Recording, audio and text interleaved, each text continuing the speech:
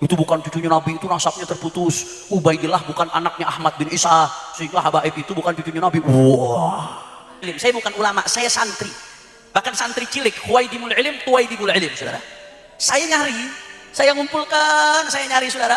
Itu saya berhasil menemukan gak kurang dari 140 kitab dari non Ba'alawi, dari luar Habaib, yang isinya mengakui keabsahan nasab Sada Ba'alawi, atau mengakui status mereka sebagai Husaini, keturunan Sayyidina Husain, atau mengakui status mereka sebagai Sada atau sebagai Ashraf, saudara, keturunannya baginda Nabi besar Muhammad. Saya orang bodoh ngumpulkan gak kurang dari 140 referensi, saya dapat gak kurang dari 140 kitab. Ini buku, ya ini tujuan, ini adalah adaan li fardhil kifayah. Buku ini judulnya Keabsahan Nasab Ba'alawi Membongkar Penyimpangan Pembatalnya. Ini tebalnya buku 500 halaman lebih. Kami sama-sama nyusun. Saya udah gak mau bahas panjang lebar lagi. Nanti silakan, sebentar lagi akan diterbitkan. Kalau soal ilmiah udah tuntas, panjang lebar. Kami bahas sampai ke akar-akarnya di dalam buku ini. Insya Allah beberapa hari lagi akan kami launching PDF-nya. Siapapun bisa download, masing-masing bisa cetak, saudara. Dan insya Allah nanti ulama-ulama akan mendapatkan daripada kopian dari buku ini. Jadi kalau soal ilmiah udah selesai. Saya kira kalau soal ilmiah udah selesai. Nggak ada ilmiah tuh nyalain ulama sedunia, nggak ada, saudara. Kalau ulama-ulama dulu melihat ini terputus, kemudian mereka tetap menyambungkan, maka dosa besar. Kenapa ulama-ulama dulu menyatakan tersambung? Kenapa ulama-ulama dulu sepakat? Tidak ada yang meragukan sedikit pun, karena menurut standar keilmuan mereka, ilmu fikihnya, ilmu sejarahnya, ilmu syariatnya, ilmu nasabnya, tidak ada masalah. Mereka semua menyepakati, menerima. Tahu-tahu datang Imad bin Sarman meragukan. Unyil. Bersama saya hari ini Kiai Haji Imaduddin Usman Al-Bantani. Sebelum Kiai Imad mengungkapkan pemaparan-pemaparannya sebagai pemberian konteks, di sini ada buku yang dikeluarkan oleh Klan Habib Alwi atau Robito Alawiyah, atau di sini disebutnya Tim Pengawal Persatuan Umat. Ini pemilihan nama yang khas FPI. Ini bukunya sebagai review saja. Nah, malam ini Kiai Haji, kita akan meminta tanggapan dari Kiai Imad mengenai buku dari Klan Habib Alwi ini yang berjudul Keabsahan Nasab Alwi Membongkar Penyimpangan Pembatalnya. Saya stop screen ya. Stop sharing. Nah, itu dia bukunya ya, dan sudah beredar di WhatsApp sih ya. Kalau dari saya itu dari WhatsApp. Bagaimana ini ya tanggapan Kiai Imad mengenai buku yang tebalnya ini 500 halaman lebih ini ya? Silakan ya. Mudah-mudahan semuanya dalam keadaan mendapatkan kebahagiaan, banyak rizkinya, dan senantiasa mendapatkan naungan kasih sayang dari Allah dan dari Kanjeng Nabi besar Muhammad sallallahu alaihi wasallam. Tadi pagi saya, Mas Rifki, mendapatkan kiriman banyak sekali dari orang-orang bahwa Rabita Alawiyah katanya sudah melansir buku jawaban mereka terhadap ketidakabsahan nasab mereka. Jadi mereka ingin dengan buku itu masyarakat tetap mengakui bahwa mereka nasabnya sahih. Kira-kira demikian itu buku yang saya baca sekilas tadi sore. Dan malam hari ini saya akan menanggapi dari buku yang telah beredar itu, dikirimkan dengan masif ke berbagai grup-grup WhatsApp. Saya sudah membuat catatan-catatan. Di dalam catatan saya bahwa buku itu memang 500 halaman, tetapi isinya yang merupakan hal-hal baru yang mereka tampilkan itu hanya sekitar ya 20 sampai 30 halaman lah. Jadi buku 500 halaman itu terbagi menjadi dua bab. Bab pertama tentang tolak ukur keabsahan nasab. Pasal pertama tolak ukur keabsahan nasab dari bab 1 itu sebanyak 7 halaman. Kemudian pasal yang kedua itu tentang isbat para nasabah non Ba'alawi terhadap keabsahan nasab Ba'alawi versi mereka. Yang pasal ketiga, yang pasal kedua itu sekitar dari halaman 11 sampai 24. Kemudian pasal yang ketiga, pengakuan dan kesaksian para ulama terhadap keabsahan nasab Alawi. Ini pasal ketiga dari halaman 25 sampai halaman 77. Kemudian pasal keempat tentang pengakuan ulama besar Nusantara dari halaman 26 sampai 101 ini. Banyak sekali nih pengakuan ulama besar Nusantara ini, pasalnya dibanyakin ini, karena ini yang menarik untuk membawa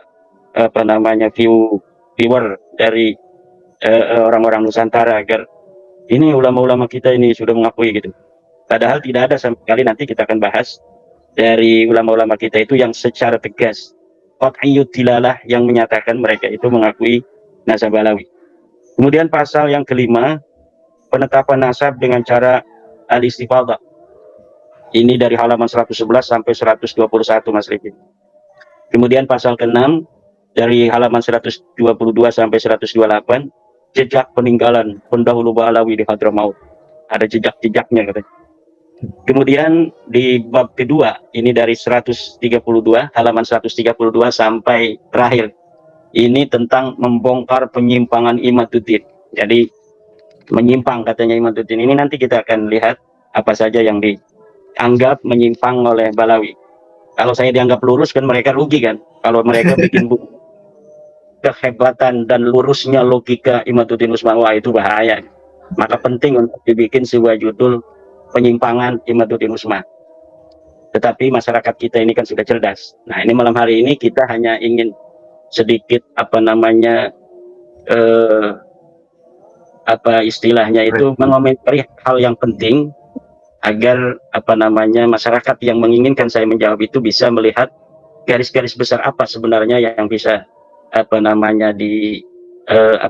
diperhatikan secara agak serius dari buku 500 halaman yang isinya itu tulisan-tulisan yang nggak penting dari Facebook pun, siapa saja orang yang itu membantu mereka dimasukin itu tulisan-tulisan Facebook dan sebagainya.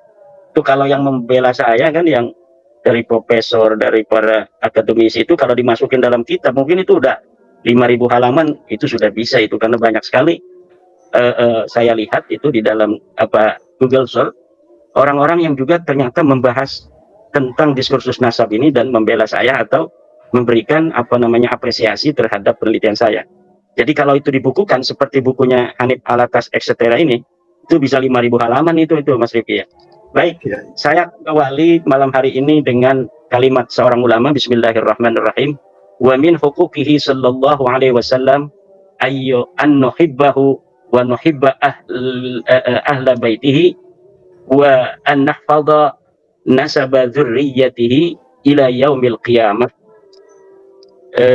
minat tukhala'i wal lusaqa'i liwujudil irtibati bainahum wa bainal masail diniyah kal imamah waz zakati wan nadri wal waqfi wal wasiyati.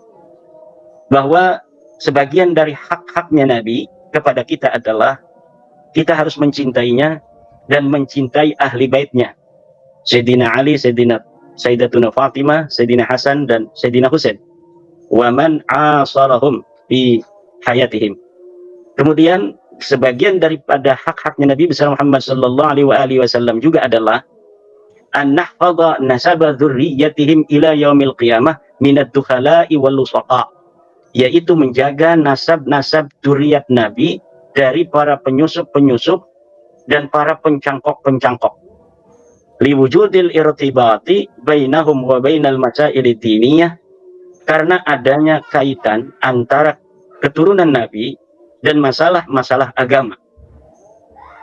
Kal imamah, seperti imamah, menjadi al-imamul a'zam. Yang kedua adalah wal zakat, seperti zakat, wan nadri dan nadar, wal wasiyati wasiat, wal waqfi dan wakaf, wal imamil mahdi dan imam mahdi. Kenapa kita harus menjaga nasab keturunan Nabi? Karena ada masalah-masalah agama yang berkaitan dengan keturunan Nabi, seperti al-imamatul uzma, yaitu ketika kaum muslimin bersepakat seluruh dunia untuk mengangkat seorang imam, maka disyaratkan harus Quraisyiyun, seorang dari keturunan Quraisy. Haplogrupnya harus C1. Kemudian masalah zakat. Kita tidak boleh untuk memberi zakat kepada Bani Hashim dan Bani Muthalib. Maka berarti kita harus meneliti mana yang bukan Bani Hashim, mana bukan Bani Muthalib, atau kita meneliti dari mana yang Bani Hashim, mana yang Bani Muthalib, sehingga kita tidak memberikan zakat kepada mereka. Begitu pula dalam bab nadar, wasiat, wakaf. Orang yang bernadar, saya akan memberikan uang 1 miliar kepada keturunan Nabi yang ada di kampung Bojong Soang. Nah, itu berarti harus tahu mana keturunan Nabi dan mana bukan. Kemudian Imam Mahdi, dan ini yang paling berbahaya ini, Mas Rifki. Imam Mahdi itu akan turun menurut kita di Sunnah wal Jamaah di akhir zaman nanti dari keturunan Nabi. Apabila hari ini kita tidak betul-betul untuk meneliti siapa turunan Nabi dan siapa yang bukan turunan Nabi, tidak menelitinya kita, maka akan ada orang-orang yang mengaku Imam Mahdi dari bukan turunan Nabi. Jadi Imam Mahdi palsu. Kenapa? Konsekuensi logisnya orang-orang yang palsu yang mengaku sebagai turunan Nabi itu akan melahirkan Imam Mahdi palsu di masa yang akan datang. Ini sangat berbahaya. Oleh karena itu kewajiban para ulama untuk betul-betul mempunyai perhatian yang sangat serius terhadap orang-orang yang mengaku sebagai turunan Nabi. Di masa depan itu tidak akan terlalu berat, Mas Rifki. Kenapa hari ini kita terlalu berat? Karena masyarakat kita belum terlalu dewasa. Tapi di masa depan itu tidak akan sesulit pada hari ini. Kita nggak bakal lagi ngurus-ngurusin yang model Balawi ini, yang sudah ketahuan haplogrupnya G. Gitu. Kalau di masa depan anak-anak kita itu nanti untuk meneliti keturunan baginda Nabi itu dari haplogrup dulu. Kalau haplogrupnya sudah J1 baru diteliti itu secara nasab dan sejarahnya. Kalau haplogrupnya itu sudah bukan J1 dan G begini, harus diabaikan. Nyapain pasti nanti ujung-ujungnya sama juga itu. Karena dari situ pasti akan ujungnya bukan kepada Arab, ujungnya bukan kepada Duriyah Nabi. Tetapi karena memang hari ini hal itu masih terlalu cepat ya untuk masyarakat kita agak sibuk-sibuk nih malam-malam hari ini. Mas Rifki juga harus begadang membahas tentang tulisan-tulisan yang ditulis oleh timnya Rabita Alawiyah yang 500 halaman yang katanya judulnya keabsahan megalomania itu namanya. Kita akan bahas satu-satu. Ini agak santai, nggak apa-apa, agak lama juga. Yang pertama, dari sambil ngerokok aja Mas Rifki, nggak apa-apa. Siap. Dari bab 1 dulu. Pasal 1, tolak ukur keabsahan nasab, halaman 7. Ya Imat. Dalam buku menyatakan bahwa para pakar teori ilmu nasab menyebutkan beberapa torik jalan antara untuk mengisbat nasab, keabsahan sebuah nasab. Jika satu saja terpenuhi, maka nasab itu sah. Ini selalu diulang-ulang itu oleh Hanif Alatas, bahwa metode menetapkan nasab itu torik jalan, ada 4, banyak sekali. Kalau misalnya satu saja sudah terpenuhi, maka katanya itu sudah sah nasab itu. Nah, di dalam buku ini yang disebutkan oleh Hanif Alatas itu cuma 2. Pertama tentang tercantum di kitab nasab, 2 tentang surah dan istifaldah, dan dua-duanya tertolak. Metodologi isbat nasab yang disebutkan oleh buku Rabita Alawiyah ini, buku resmi Rabita Alawiyah ini tertolak. Pertama, tercantum dalam kitab nasab katanya. Ini yang ditulis oleh Rabita Alawiyah kan. Dalam buku Rabita Alawiyah ini, sebuah nasab harus tercantum di dalam kitab nasab. Sebagaimana kita ketahui, silahkan baca buku terbaru saya tentang literatur kitab-kitab nasab dari abad ke-3 sampai abad 13 yang menyebutkan Ba'lawi itu baru kitab Tuhfatul Talib 996 Hijriah, 650 tahun setelah wafatnya Ahmad bin Isa, orang keturunan Nabi asli yang diakui oleh mereka sebagai leluhur mereka. Jadi mereka mengakui Ahmad bin Isa yang ada di 345 Hijriah abad ke-4. Kemudian penulisan mereka sebagai keturunan Ahmad bin Isa itu baru ada di kitab Tuhfatul Talib tahun 996 Hijriah. Ada 651 tahun nasab mereka, umudun nasab mereka, nama leluhur-leluhur mereka tidak ada, tenggelam, gelap gulita dari kitab-kitab nasab. Lalu berdasar apa kita mengatakan kitab Tuhfatul Talib itu sah dalam menulis nasab Balawi? Tidak ada. Kenapa tidak ada? Karena dalam kitab Tuhfatul Talib juga itu penulisnya mengatakan saya melihatnya dari sebuah ta'liq, bukan dari kitab nasab. Jadi pertama kali nasab Balawi ditulis di dalam kitab nasab bukan berdasarkan referensi dari kitab nasab sebelumnya, tetapi hanya berdasarkan sebuah catatan kecil yang dilihat oleh As-Samarqandi kemudian dituliskan. Ini namanya seorang an-nasabah al-mutasahil, seorang ahli nasab yang sembrono memasukkan sebuah riwayat yang tidak jelas, riwayat yang tidak ada referensinya, riwayat yang gair muhaqqaqah, kemudian dituliskan di dalam kitabnya. Kemudian dari surah istifadah yang kedua. Di surah istifadah pun sudah sering sekali saya mengatakan, tetapi untuk agar masyarakat kita ini bisa tercerahkan, ya kita ulangi lagi bahwa surah istifadah memang betul bisa digunakan untuk menetapkan nasab, tetapi dia punya syarat. Syaratnya apa? Syaratnya dia Allah Allah yasbuta ma yukhalifu. Mana itu saya lupa. Innan nasaba mimma yasbutu bil istifadah illa ayyasbuta ma yukhalifu. Bahwa nasab memang sebagian dari apa yang bisa ditetapkan dengan istifadah, kecuali sudah jelas ada yang menentang. Sedangkan nasab Ba'lawi ini sudah jelas ada yang menentang. Bukan hanya ada yang menentang, ketiadaan riwayatnya selama 651 tahun itu sebenarnya sudah cukup. Bahwa nasab mereka memang nasabun muhdasun, nasab yang jadi-jadian. Kemudian ketika hari ini, nah istifadah itu sebenarnya untuk hari ini. Ini istifadah ini bahwa Hanifal Atas Balawi, Rizik Syihab Balawi itu istifadah namanya itu kan. Nah, istifadahnya apa furo itu tidak berkonsekuensi terhadap istifadahnya usul. Usulnya siapa? Ubaidillah. Nah, untuk mengetahui surah istifadahnya Ubaidillah dari mana? Kita harus melihat sekitar zaman Ubaidillah, kitab-kitab yang ditulis di zaman itu. Kitab yang ditulis banyak, tetapi tidak ada satupun yang mencatat. Yang mencatat keturunan Ahmad bin Isa lainnya banyak, dari mulai abad ke-5 sampai abad ke hari ini. Tetapi yang mencatat bahwa Ahmad bin Isa mempunyai anak Ubaid itu baru di abad 10, 651 tahun. Begitu. Itu teori itu teori yang sudah jelas. Di dalam kitab fikih pun itu Ustadz Ma'ruf Qasim, ya Kiai Ma'ruf Qasim, Ustadz Yusuf Romli. Itu tinggal baca aja tuh seluruh kitab-kitab fikih tentang istifadah, suhrah, tasamu, itu mempunyai syarat yang satu, yaitu dia tidak boleh bertentangan dengan dalil. Adamul mu'arid, adamul dafi, itu istilahnya macam-macam itu. Saya tambahkan lagi nih di dalam kitab Ilmu Nasab, Muqaddimah fi Ilmin Nasab. Idza wujidatir riq'atu as-sahihatu batalat tawaturul mukhalifu. Terlihat di dalam Muqaddimat halaman 72. Idza wujidatir riq'ah, apabila ditemukan sebuah kitab as-sahihatu yang sahih, batalat tawaturu, maka batal itu surah istifadah al-mukhalifu yang bertentangan dengan riq'ah yang tadi ditemukan itu. Itu sudah sangat jelas. Ini Hanifal Atas mengutip kitab Muqaddimat, mengutip kitab Rasail, bahkan ditaruh di dalam buku-buku yang tadi itu, yang baru itu ditaruh. Itu saya kadang-kadang ketawa. Itu lafadznya ditaruh, lafadz yang menyerang mereka sendiri itu ditaruh di situ. Itu apa maksudnya itu? Jadi lafadz sebuah kaidah yang sendiri gitu, Mas Rifki. Itu ditaruh di kitab itu, di dalam buku ketidakabsahan nasab Balawi itu gitu, yang 500 halaman. Itu banyak sekali yang menyerang mereka sendiri, kemudian ditaruh di dalam halaman-halaman itu. Apakah menganggap sebenarnya masyarakat kita ini nggak bakal baca itu gitu, hanya melihat tebelnya udah ada jawaban.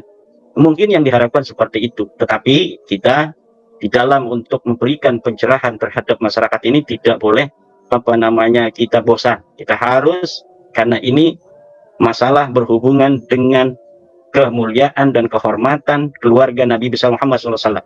Tidak boleh ada orang-orang yang bukan keturunan Nabi mengaku keturunan Nabi bi ghairi haqqin. Tidak boleh ada orang yang berhaplog grup selain J1 hari ini mengaku keturunan garis laki-laki kepada Rasulullah. Masa ini belum terlalu mengkristal, tapi masa depan tidak bisa lari lagi. Maka menurut saya dengan berbagai macam alasan-alasan yang ditulis itu sebenarnya akan semakin membuat susah bergerak anak cucu mereka di masa yang akan datang. Ini Saya bukan nakut-nakutin, tapi memang apa algoritma masa depan itu seperti itu nanti yang akan terjadi.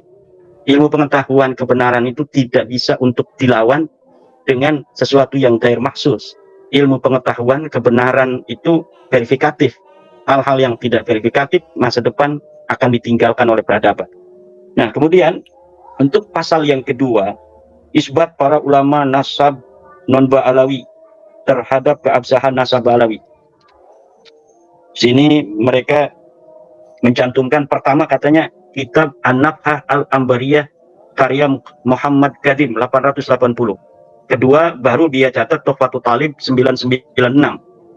Ini sebenarnya kitab An-Nafhah Al-Ambariyah yang 880 ini kitab nasab betul.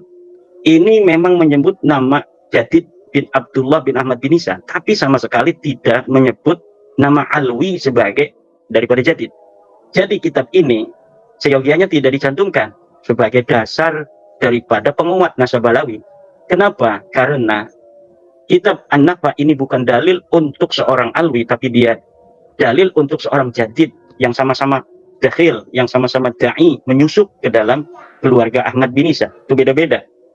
Nah, tidak ada kitab yang menyebutkan sebelum Al-Burqah dan Al-Jarh Syafab yang mengatakan bahwa Jadid punya adik namanya Alwi, Alwi punya kakak namanya Jadid atau sebaliknya. Ini tidak ada sama sekali. Maka ketika di abad 9 ini ditulis oleh Al-Burqatul Musyiqah Ali As-Sakran bahwa Jadid adalah kakak atau adik daripada Alwi, ini tanpa adanya referensi. Kemudian kitab nasab ini An-Nafhah Al-Ambariyah, dia itu melihat kitab As-Suluk. Ketika melihat kitab As-Suluk, dia masukkan ke dalam kitabnya bahwa Jadid ini adalah anak daripada Abdullah, Abdullah adalah anak daripada Ahmad bin Isa.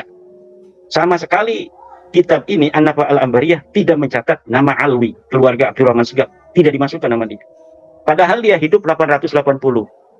Dia hidup bersama dengan Ali As-Sakran. Tentunya Ali As-Sakran sebagai ulama sudah terkenal dong waktu itu, tetapi tidak dimasukkan sebagai adik daripada Jadid, leluhurnya Ali As-Sakran. Tidak dimasukkan juga Ali As-Sakran ini sebagai keluarga bagian dari Ahmad bin Isa. Oleh siapa? Oleh An-Nafhah Al-Ambariyah. Kenapa tidak dimasukkan? Ya karena memang bukan siapa-siapa dari keluarga Jadid. Ini masih di abad 880. Jadi tidak berarti disebutnya seorang Jadid itu bisa menjadi bukti dari keluarga Ba'alawi, tidak bisa. Karena memang Jadid ini adalah historis, dia ulama besar.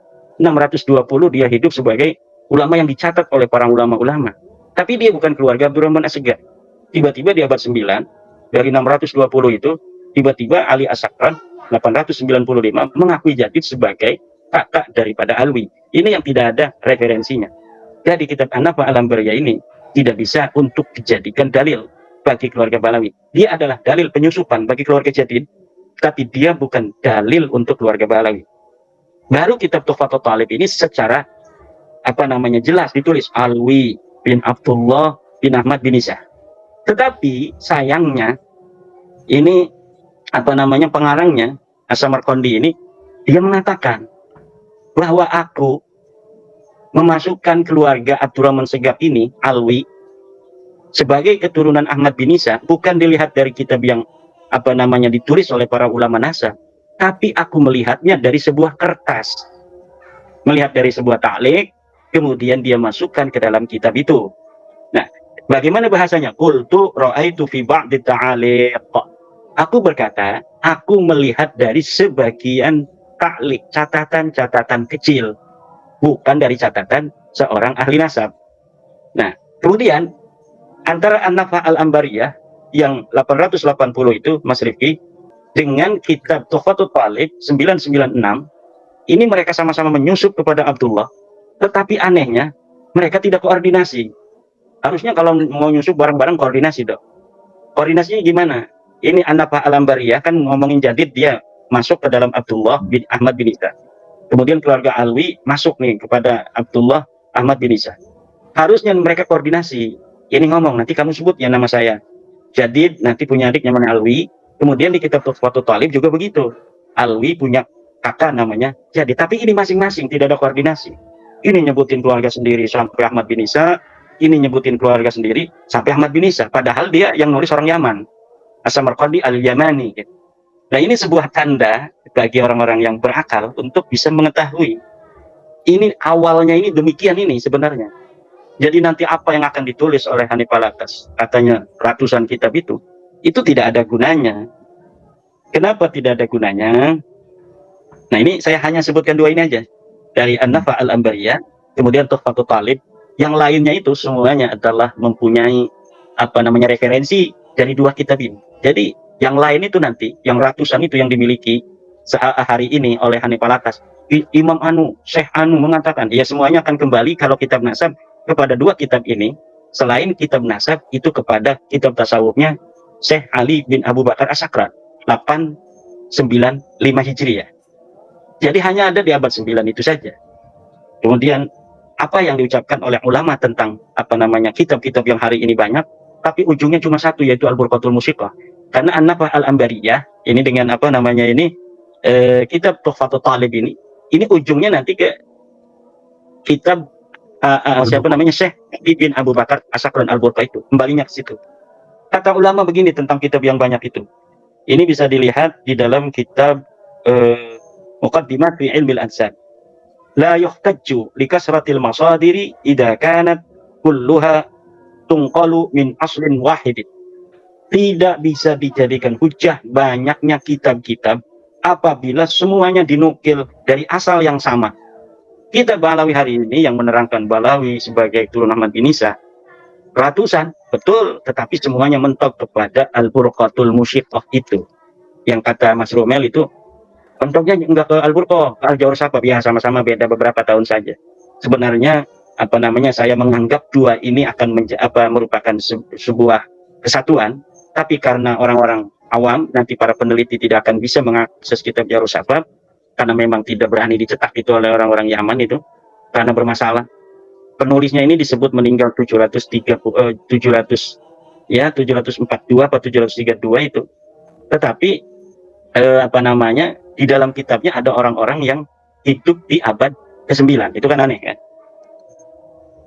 Katakanlah Al-Jawhar Safaf itu betul-betul karya orang di abad 9. Siapa namanya? Itu yang mesti dijawab dulu kan.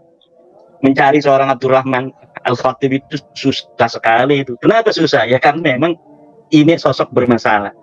Bagaimana sosok bermasalah? Ini bisa jadi kitab ini karangan Balawi, kemudian diatribusikan pada seorang ulama yang bernama Abdurrahman Al-Khatib itu. Gitu. Kemudian, apakah sebelumnya ini Mas Rifki ada ulasan dulu atau yang perlu ditanya? Ya. Berarti kitab setelah kitab nomor 1 dan nomor 2 ini itu secara prinsipil tidak perlu dibahas ya, karena ujungnya adalah pada kitab poin nomor 1 dan poin nomor 2, yaitu An-Naf'ah dan Tuhfatul Talib, di mana kitab An-Naf'ah Al-Ambariyah dan Tuhfatul Talib itu bersumber ke Al-Burqah Al-Musiqah alias Sakron, begitu ya? Iya, tetapi di dalam ilmu nasab ini ada sebuah kaidah bahwa yang bisa untuk menetapkan nasab itu adalah kitab-kitab yang kutiba alal maksud, yaitu ditulis dengan dasar untuk menetapkan nasab.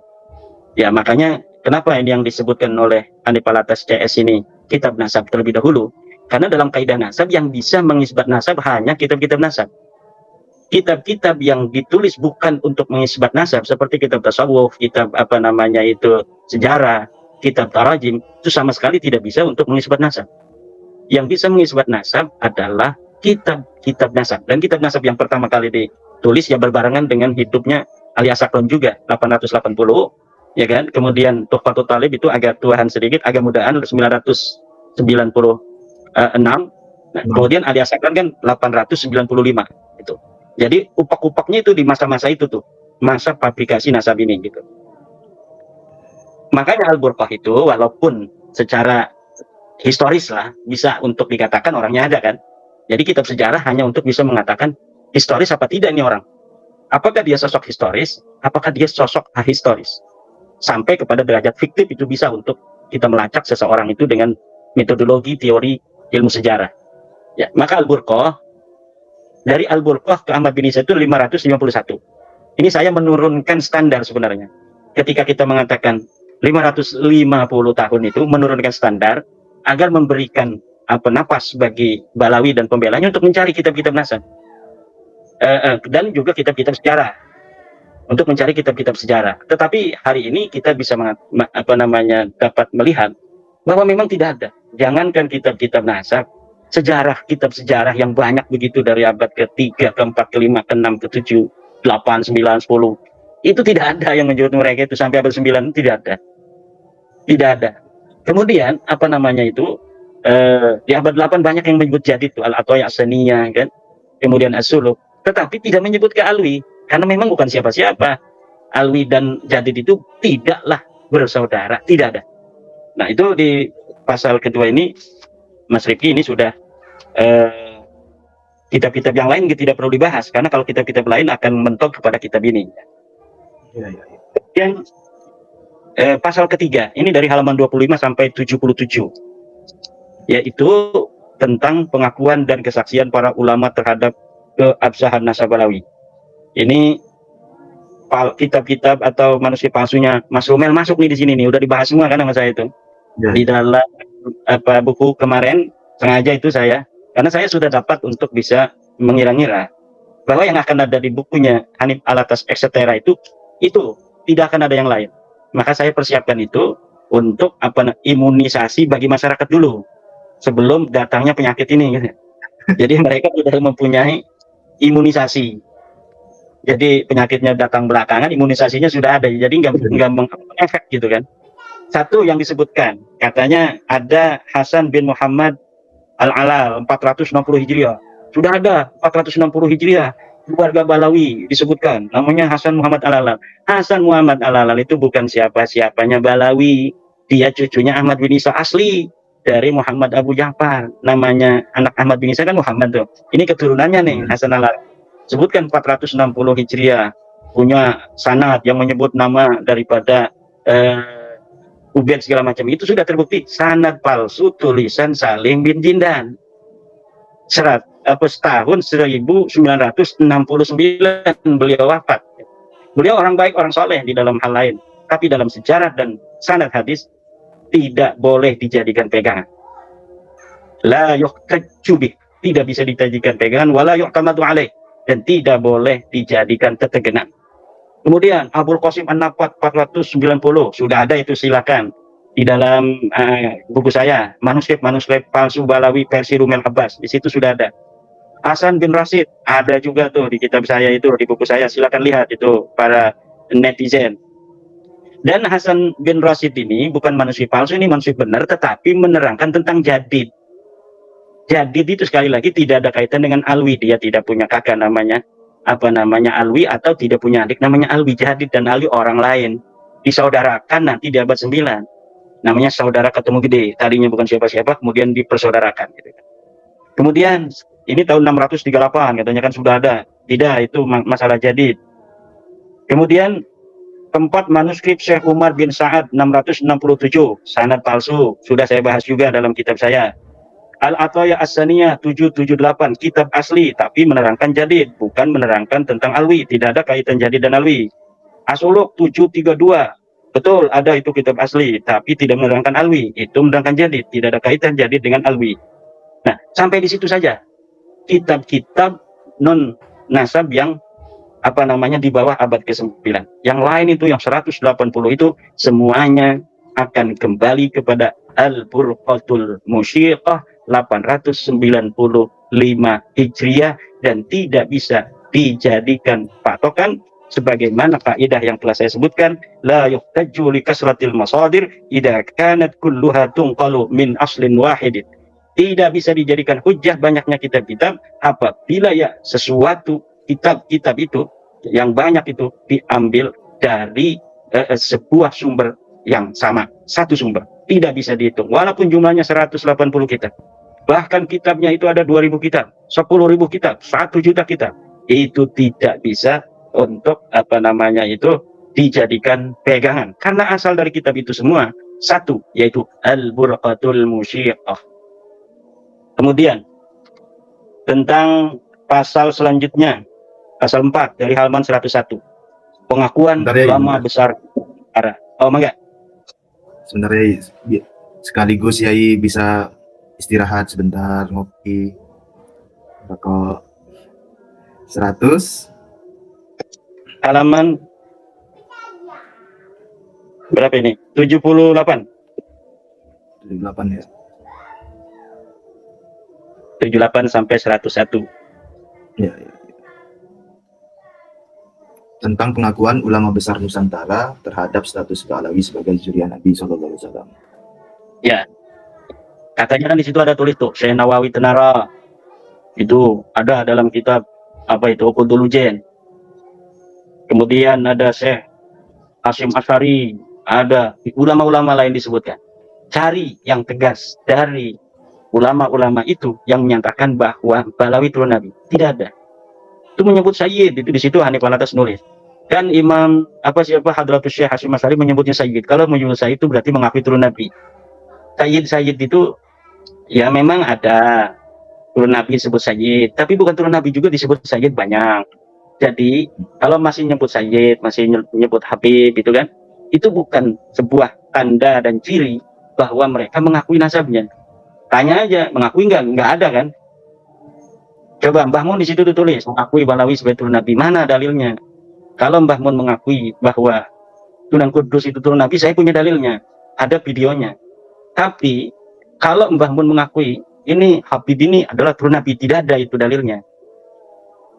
Kemudian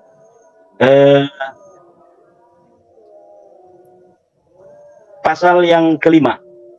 Jadi untuk kita tidak usah banyak membahas tentang ulama-ulama Nusantara itu, karena ulama Nusantara yang disebutkan itu hanya tidak mengatakan mereka bukan turun Nabi, tapi tidak ada kata-kata mereka yang menyatakan bahwa itu turun Nabi. Terutama Syekh Hasyim Asy'ari, yang saya maksudkan itu adalah dengan Syekh Nawawi At-Tanara Al-Bantari, termasuk Mbah Mun, 3 orang itu. Kalau yang lain itu ya kurang terkenal gitu kan.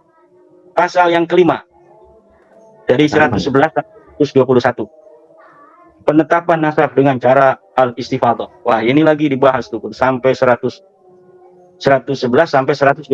Ini 10 lembar tentang surah dan istifadhah. Ini semua yang ada di situ kalau diteliti oleh orang yang paham tentang baca kitab, maka itu akan kelihatan bahwa dalil yang mereka sampaikan yang disebutkan dalam buku Hanif CS itu adalah dalil yang akan membuat nasab mereka itu rungkat sendiri. Itu kalau dibaca kemudian dipahami dengan teliti dan dengan pemahaman yang benar. Dan ini kalau misalnya ditaruh di meja ilmiah, itu akan ketawa itu para para Peneliti, akademisi. Ya, akademisi yang misalnya menjadi juri ya kan. Yang menjadi juri itu akan ketawa. Ini kenapa ditaruh di sini katanya. Padahal ini yang merungkatkan, ini yang menjadi dalil yang membatalkan kalau ditaruh di sini. Misalnya dengan surah istifadhah. Jadi semua ibarat-ibarat para ulama itu semuanya ditaruh tentang adamul mu'arid, tentang adanya tidak boleh bertentangan dengan yang sebelumnya, termasuk yang saya katakan tadi tentang Ibnu Hajar Al-Asqalani dalam kitab Al-Jawabul Jalil, itu ditaruh di situ sebagai penguat daripada nasab mereka katanya. Padahal itu adalah yang merungkatkan teori surah dan istifadhah. Jadi surah dan istifadhah itu memang bisa digunakan selama tidak bertentangan dengan adanya dalil, dengan adanya ta'an bin nasab.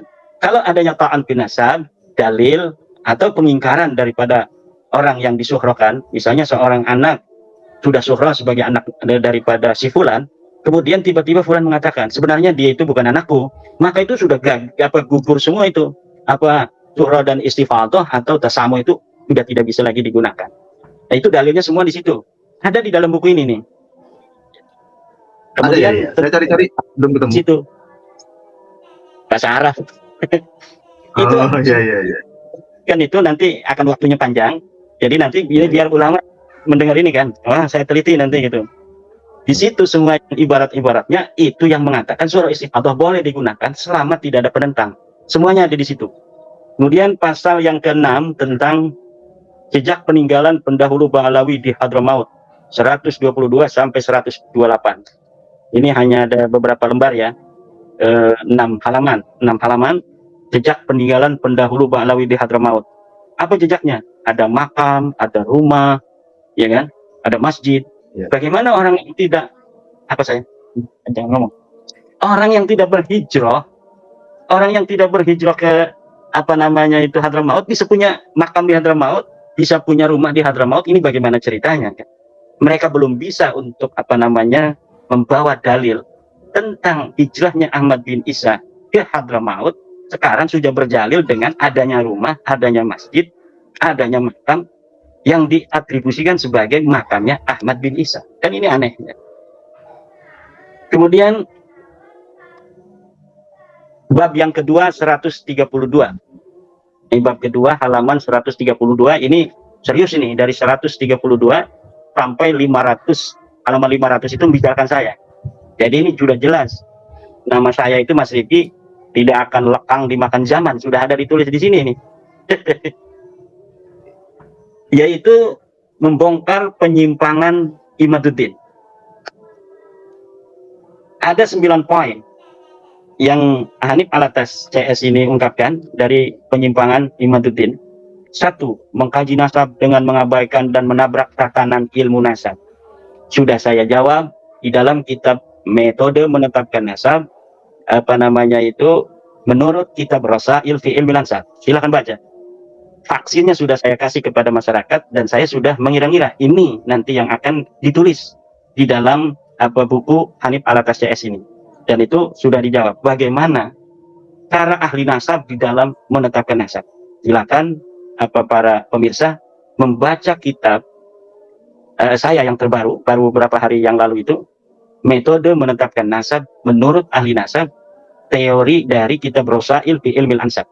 Di situ sudah ada teori-teori 7 apa namanya itu jalan metode untuk menetapkan nasab.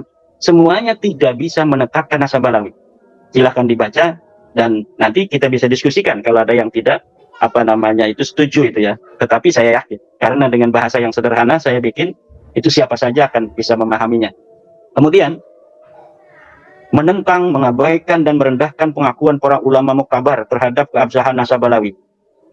Menentang, mengabaikan, jadi saya ini dianggap menentang, mengabaikan dan merendahkan pengakuan para ulama muktabar terhadap keabsahan nasab Balawi. Ya ini ngadu domba saya dengan para ulama. Dalam dunia ilmiah itu siapa orangnya, tapi mana dalilnya. Jadi tidak dilihat dari siapa, tetapi dilihat dari dalilnya mana. Di dalam kitab Muqaddimat ini Mas Riki dikatakan, man ladaihi hujjatun yuqaddamu ala man laisa ladaihi hujjah. Orang yang punya dalil harus didahulukan daripada orang yang tidak punya dalil. Jadi bukan siapa. Imaduddin tidak mau kabar sekarang.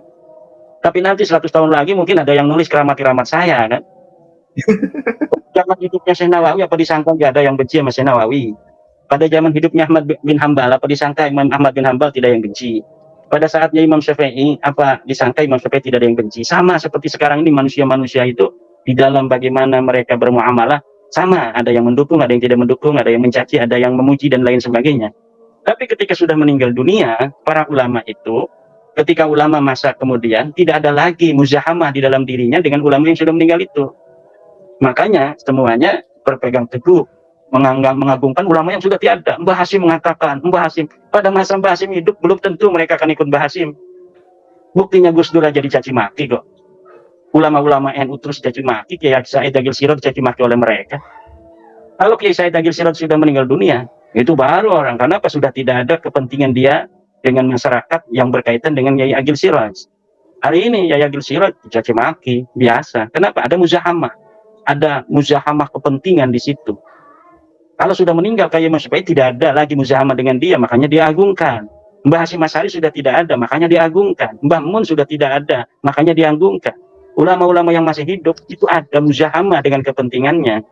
Makanya dia tidak mau untuk apa namanya menghormati atau menerima ucapan ulama yang masih hidup. Menerima ucapan di ulama yang masih hidup itu, kalau mereka menentang, itu mereka masih bisa untuk berdiskusi, beradu dalil. Kalau yang sudah tidak ada itu kan tidak bisa. Yang paling penting itu dari kenapa orang-orang itu sering untuk apa namanya mencari dalil ulama yang sudah tiada. Itu satu, tidak ada apa namanya pertarungan kepentingan antara dia dan ulama yang sudah tiada. Kalau dengan yang masih hidup ada pertarungan kepentingan. Makanya ketika dia berbeda pendapat dengan ulama yang masih hidup, yang dijadikan sandaran ulama yang sudah tiada. Itu yang sebenarnya terjadi. Jadi sekali lagi, saya katakan tentang banyaknya ulama-ulama yang muktabar. Muktabar menurut siapa? Muktabar menurut Hanif Alatas. Murad Sukri, wah itu Murji'ah, itu Wahabi, itu tidak bisa untuk jadi kepegang. Kenapa? Karena mengganggu kepentingannya. Mukbil Al-Wadai, kenapa tidak diterima? Itu mengganggu kepentingan mereka karena tidak percaya Nasab Alawi. Kadang-kadang mereka mengatakan ini hanya Imaduddin yang membatalkan Nasab Alawi. Kadang-kadang ngambil Imaduddin itu nyontoh ulama-ulama Wahabi dan lain sebagainya. Jadi tidak konsisten. Kenapa? Karena ada kekalapan di situ. Karena ada, udah apa aja pokoknya. Jadi suatu sisi dia hanya mencontoh dari ulama Wahabi. Kalau saat lainnya, dia satu-satunya orang yang membatalkan Nasab Alawi di dunia ini. Yang benar mana itu sebenarnya? Kita tidak boleh untuk mengatakan tentang suatu dalil dikaitkan dengan subjektivitas. Ini dalilnya ada. Balawi tidak disebutkan 650 tahun dalam kitab Nasab, tidak disebutkan 550 tahun dalam kitab sejarah. Jawabannya mana? Tidak ada. Berusaha menjawab dengan kitab palsunya Mas Rumel, rontok, nggak bisa. Kemudian apa lagi, kan? Kemudian di dalam kitab Muqaddimah juga itu dikatakan wala yafuqul masyhura illa rif'atu, dan tidak bisa untuk mengalahkan kemasyhuran illa rif'atu kecuali kitab. Jadi kemasyhuran, syuhra istifadah, popularitas memang tidak ada yang bisa mengalahkan kecuali ar-rif'ah, kitab. Apabila kemasyhuran berbeda dengan kitab, maka kemasyhuran ini gugur. Kemudian kesesatan logika. Ada kesesatan logika Imaduddin. Kesesatan logika. Logika yang mana yang sesat itu? Kemudian ada memfitnah para ulama. Khianat ilmiah. Yang khianat ilmiah itu orang yang mengutip seperti Ali bin Thahir, kemudian ketika dilihat kutipannya tidak ada. Kitab Ar-Raudhul Jali katanya Syaraf Al-Ubaidili mengatakan Ahmad bin Isa hijrah dari Basrah ke kota Madinah atau sebaliknya. Dilihat di dalam kitabnya Syaraf Ubaidili tidak ada. Itu namanya khianat ilmiah. Seluruh apa yang saya tulis itu ada referensinya. Bahkan referensinya itu sengaja saya berikan referensi semuanya, kebanyakan yang bisa diakses di dalam internet. Kenapa? Supaya semua bisa mengakses. Saya punya kitab-kitab nih misalnya contoh kitab Qiladatun Nahar, kitab Tarikh Hadramaut yang versi cetak, semuanya saya punya. Ini ada kitab Tuhfatuz Zaman. Tapi ketika saya lihat berbeda dengan di internet halamannya, maka saya abaikan kitab-kitab saya versi cetak, saya mengambil versi internet untuk apa? Agar mudah diakses oleh siapapun. Itu. Bentar lagi Mas Riki. Kemudian melakukan kebohongan publik. Wah, itu melakukan kebohongan publik itu di situ ditulis. Salah satunya adalah mengatakan tentang akun Facebooknya Mufti Yaman. Itu sebenarnya ketika saya mengatakan akun Facebook Mufti Yaman, itu lagi bercanda dengan Mas Rumel. Jadi saya itu biasanya tersebut ketika ini benar apa enggak. Tapi ketika Mas Rumel dia udah masuk duluan, menganggap itu akunnya Mufti Yaman, dia bertanya kepada Mufti Yaman itu yang ada di Facebook, bagaimana tentang Nasab Alawi segala macam gitu kan. Saya ketawa kan, jadi kita roasting gitu. Jadi itu bukan kita percaya bahwa itu akun Mufti Yaman, tapi kita lagi nyandain Mas Rumel seorang peneliti. Kalau tidak teliti langsung tanya-tanya kepada Mufti Yaman yang punya akun tanpa mentasabut, memverifikasi terlebih dahulu itu akun Mufti Yaman ataukah bukan. Sebenarnya demikian kan. Dan saya di dalam meneliti ini tidak berpatokan terhadap pendapat orang yang sebelumnya itu membatalkan juga. Kenapa? Karena fokus daripada yang saya teliti itu berbeda dengan ulama-ulama yang selanjutnya. Detailnya pun berbeda. Orang-orang yang terlebih dahulu itu memang punya jasa besar terhadap apa yang saya teliti ini. Tetapi bukan berarti sama. Jadi ketika misalnya mereka dapat menjawab dari ulama-ulama sebelum saya, itu tidak akan bisa menjawab apa yang telah hari ini saya simpulkan. Kenapa? Karena memang walaupun ada kesamaan, tetapi tidak persis sama. di dalamnya ada penambahan data-data yang lebih akurat, penemuan-penemuan baru, gitu kan. Kemudian, Yai Mat, Ya. boleh masuk dulu. monggo. Ya, Yai Mat tadi maaf saya terlempar, jadi saya terlewat beberapa bahasan ya. Kembali ke tentang kitab PDF itu tadi. Berarti Yai Mat ini tidak hanya ngambil dari PDF, tapi kitab cetaknya pun punya ya? Iya, Oh, iya. saya kitab cetak itu lama udah punya, tetapi ketika saya melihat di dalam internet, yang versi di internet itu dalam arsip, dalam kitab-kitab yang bisa digapai oleh para orang-orang yang tidak punya kitab, berbeda. Saya akan mendahulukan halaman yang ada di dalam internet, kecuali memang tidak ada di internet itu yang bisa diakses oleh semua orang, maka kemudian saya menggunakan halaman versi cetak ini. Berarti yang dimaksud berbeda itu berbeda halamannya gitu ya? Misalnya di sini nih, ini kitab Tuhfatul Jama. Di sini halamannya 172, di sana halaman 175, atau kadang-kadang ada yang bedanya 50 halaman kan. Saya gunakan versi yang ada di internet itu. Kenapa? Agar nanti orang meneliti itu mudah untuk mendapatkannya. Baik, Yai Mat, monggo. Bentar lagi ini. Yang ketujuh, menjiplak pemikiran orientalis dan non-aswaja. Oh, ya. Ini yang sudah saya sebutkan tadi.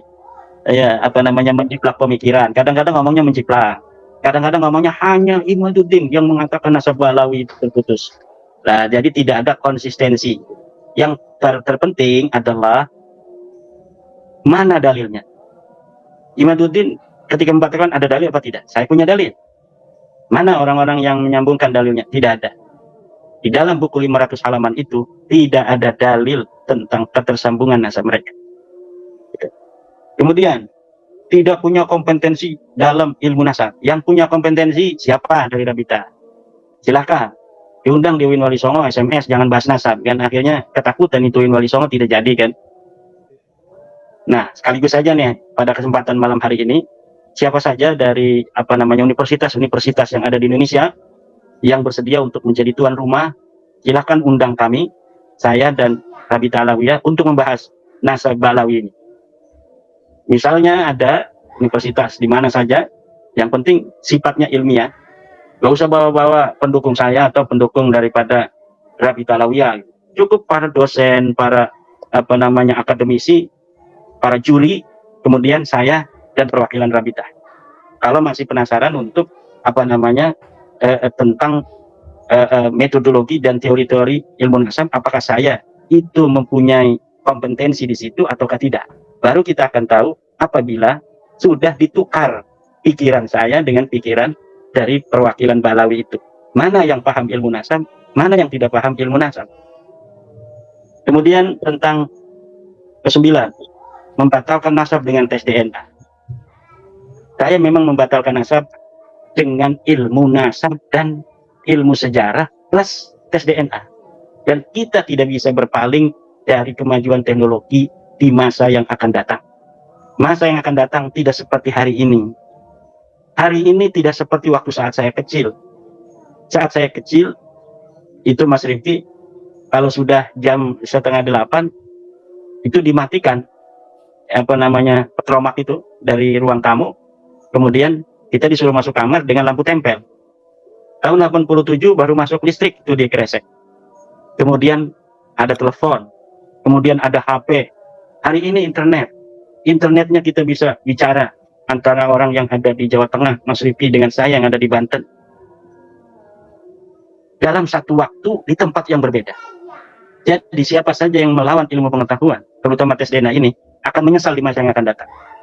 Lebih baik mencari cara untuk bagaimana menyesuaikan diri untuk menanti masa di mana di masa itu siapa saja yang mengaku keturunan siapa akan kelihatan. Mau tidak mau, DNA ini akan digunakan oleh negara untuk menjaga kesehatan masyarakatnya dan lain-lain. Dan di situ semuanya akan nampak nanti. Ini tes DNA G, ini tes DNA J, ini tes DNA O. Nggak bisa lagi hari itu untuk mengelak lagi. Jadi tidak ada lagi bagi kita seharusnya untuk bersiap-siap menanti masa yang penuh dengan kemajuan di masa yang akan datang. Jangan bikin susah anak cucu kita. Kemudian ini sudah selesai ini membatalkan nasab dengan tes DNA. Juga ada satu yang ditampilkan tadi saya lupa oleh buku Mas Hanif Alatas itu tentang banyaknya stempel-stempel dari Raja Al-Qaitiyah dengan Raja Al-Kasiriyah 100 tahun yang lalu sudah tanda tangan katanya. Begini, di dalam teori ilmu nasab nih, dalam kitab ilmu nasab yang ada di dalam Muqaddimat fi ilmi nasab, la ibrata bi kasrati tawaqi'i illam yakunin nasabu sahihan. Tidak ada gunanya banyaknya tanda tangan kalau nasab itu tidak sahih. Fakasratu tawaqi'i la tasihhu la tusahhihu khata'an wa tawqi'u hujjatun ala man waqa'a la hujjatun ala ghairi. Banyaknya tanda tangan itu tidak mensahihkan nasab yang salah, dan penandatanganan itu hanya hujjah bagi orang yang tanda tangan, bukan hujjah bagi orang yang tidak tanda tangan. Nasab Balawi itu 100 tahun yang lalu, 1900-an, itu ditandatangan oleh Al-Kathiri, oleh Marga Al-Kathiri. Nah, itu dijadikan dalil dalam buku itu tuh. Nah, di dalam kitab Muqaddimat ini sudah ada ternyata bahwa penandatangan itu berkonsekuensi dengan tanda tangannya. Jadi ketika dia mensahihkan Balawi itu, dia terkena konsekuensinya. Yang tidak menandatangani, tidak mensahihkan, maka tidak mempunyai konsekuensi apapun. Hari ini pun ulama-ulama yang masih para kiai-kiai itu yang masih mempercayai nasab Balawi, dia terkena konsekuensi apapun itu, konsekuensi tentang didawir atau dimintai duit, harus nyium tangan, kalau enggak menghormatin nanti kamu kualat, itu yang masih mengaku itu. Sementara bagi orang-orang yang sudah tidak meyakini Balawi sebagai cucu Nabi seperti saya, itu tidak akan ada konsekuensi apapun. Kemudian ada yang ngomong, bagaimana nanti kalau di akhirat? Kita lihat di akhirat antara saya dan Umar Abbas, bagaimana pangkatnya di sisi Rasulullah Muhammad Sallallahu Alaihi Wasallam. Berat itu hukumnya orang-orang yang sudah mengetahui daripada nasab yang tidak jelas, kemudian masih disambungkan kepada manusia mulia Rasulullah Muhammad Sallallahu Alaihi Wasallam, kepada ahli baitnya Nabi, Siti Fatimah Az-Zahra, Sayyidina Ali karamallahu wajah, Sayyidina Hasan, Sayyidina Husain, orang-orang yang mulia, keturunannya mulia itu. Coba di dunia ini selain Balawi, apakah ada orang-orang yang sangat ngurusi nasab seperti Balawi? Ketika ada orang yang tidak mempercayai mereka begitu ketakutan seperti ini, apakah ada di dunia ini? Cari, tidak ada. Demikian mungkin Mas Rifki yang bisa saya sampaikan. Apa ada hal-hal yang... Iya, saya merespon dan mungkin ada muatan sedikit bertanya ya. Pada poin 7, di situ dikatakan menjiplak pemikiran orientalis dan tokoh non-aswaja. Itu kan kesannya kalau tokoh non-aswaja itu otomatis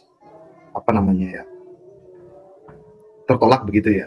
Tapi kita ketahui bahwa mereka itu sampai ke Iran ya, ke Syekh Mahdi Rojai untuk meminta testimoni lah begitu. Itu kan nampaknya ada kontradiksi begitu ya.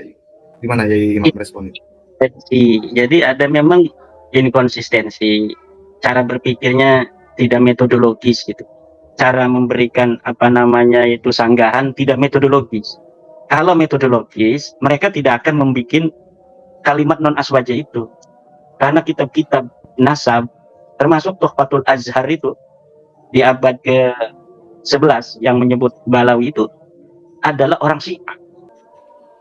Jadi kalau misalnya tidak digunakan itu kitab Tuhfatul Azhar, kurang dong tuh yang menyebut nama Alwi itu di abad 11, nggak ada itu. Berarti hanya satu kitab Tuhfatul Talib saja.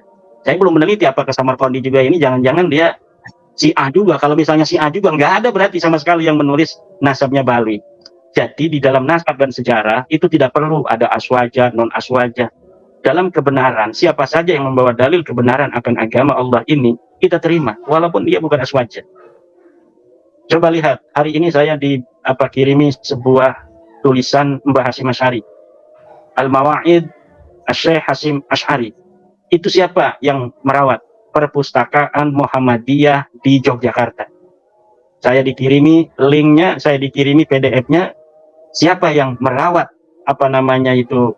sampai hari ini ada daripada nasihatnya Mbah Hasyim, Perpustakaan Muhammadiyah Yogyakarta.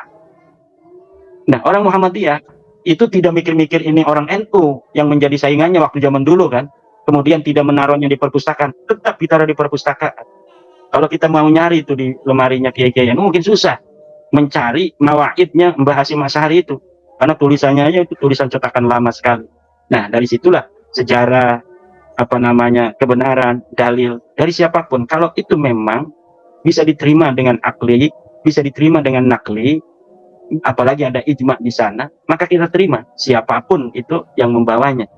Jadi orang-orang yang membentul-bentulkan non aswaja dan sebagainya, karena dia sudah mencatat ini aswaja versi dia kan beda, versinya harus ada versi-versi yang lain aswaja, oh itu aswaja juga liberal nanti kan begitu. Ini ada lagi ulama yang apa mendukung, wah ini Kiai Said Agin liberal, ini Kiai Marzuki Mustamar liberal. Dari mana Kiai Marzuki Mustamar liberal kan? Ulama-ulama, oh dia pedangdut. Pedangdut bukan sembarangan, rajanya. Ini raja dangdut, jangan sembarangan. Ulama, kiai dari zaman dulu dia itu berdakwah kan. Ini kalau yang tidak mendukung nanti akan mendapatkan serangan dari pribadi, dari hal-hal lainnya, kredensi dan sebagainya. Tapi kalau yang mendukung mereka dibesar-besarin, walaupun hanya seorang TikToker itu akan dianggap ulama gitu, dibawa-bawa kemana-mana sekarang. Ya, dia bukan majelis ulama di kecamatan Acan kan, nggak ada di struktur NU, nggak ada di struktur kecamatan sebagai apa misalnya di majelis ulama kecamatan. Nah, kalau misalnya ada orang yang di majelis ulama kecamatan itu berarti udah diakui itu, karena tidak mungkin sesuatu yang bersifat umum, yang bersifat sebuah jabatan strategis, misalnya komisi fatwa kecamatan gitu, itu tidak mungkin dia sembarangan untuk angkat oleh ulama.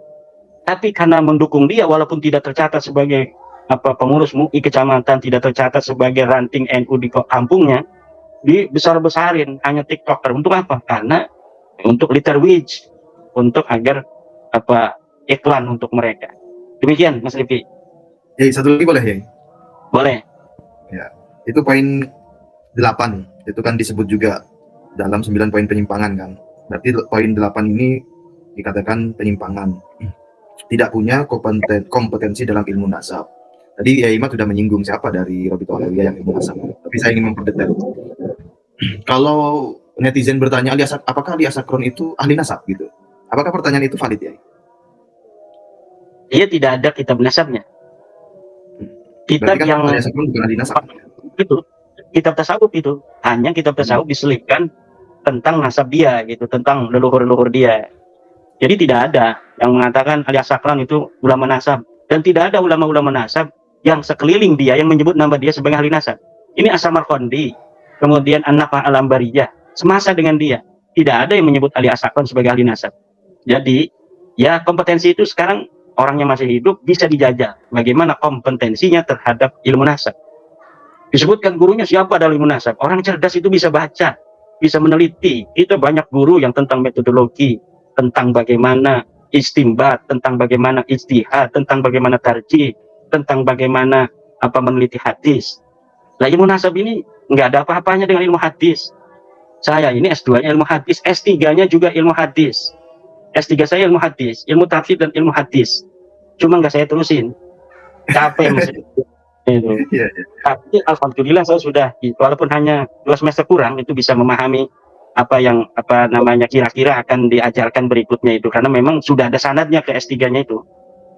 Sudah ada sanad S3, kemudian berhenti ya kan, tetapi sudah ada sanad S3-nya itu tentang ilmu hadis dan ilmu tafsir. Meneliti hadis itu lebih detail daripada meneliti ilmu nasab. Lah ilmu nasab itu hanya beberapa nama-nama, kita menghafal nama dari 1 sampai 40. Kemudian kita lihat kanan kirinya. Ilmu hadis itu rijal hadis Imam Bukhari, rijal hadis Imam Muslim, rijal hadis Imam Ibnu Majah, rijal hadisnya Imam Turmudi, rijal hadisnya Ad-Dailami, rijal hadisnya Imam Malik, rijal hadisnya Syafi'i, rijal hadisnya Ahmad. Itu beda-beda semua. Itu diteliti apakah ada pertemuan, apakah ada satu masa, apakah dicukupkan satu masa saja tanpa pertemuan, apakah bisa diterima, kemudian siapa saja muridnya, setelah diketahui muridnya, gurunya siapa saja, setelah diketahui siapa gurunya, bagaimana kapasitas dia dalam kediriannya, dalam adalah, dalam fasakohnya dan sebagainya, itu diteliti. Itu lebih detail daripada hanya meneliti nama-nama, ini nyambung, ini anak siapa, ini anak dia atau bukan. Itu lebih mudah daripada meneliti sebuah hadis. ini nomor 8 ini saya sekedar mengulangi, tidak punya kompetensi dalam ilmu nasab. Nah, ini kan berarti poin ini juga berlaku bagi peran Habib Alwi, Robito Alawiyah dan para pendukungnya kan ya. Kalau Iya, kalau kita menggunakan poin ini begitu. Kan begitu ya. Ya. Ini artinya kan poin yang juga blunder untuk diri mereka sendiri. Gimana? Nasabnya punya instrumen pasal nasab. Siapa gurunya Taufik Sigap itu jadi ketua Robito Alawiyah dalam ilmu nasab?